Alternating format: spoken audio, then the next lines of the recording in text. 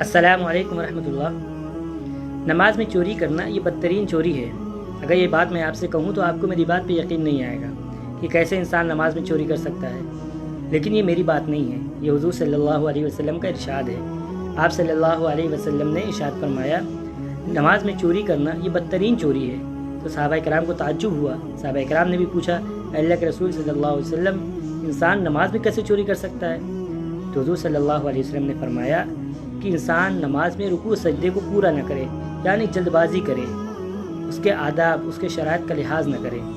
اس لیے آپ لوگ بھی اپنی نماز پہ غور کریں، دیکھیں کیا آپ لوگ بھی جلد بازی تو نہیں کر رہے ہیں، کیا آپ لوگ بھی اس کے آداب اور اس کی شرائط ہے اس کو اگنور تو نہیں کر رہے ہیں۔ اگر ایسا ہے تو پھر اس کو درست کرنے اور ٹھیک کرنے کی کوشش کریں اور فکر کریں، تاکہ آپ لوگ بھی اس برے فعل، اس برے عمل کے مصداق نہ بنیں۔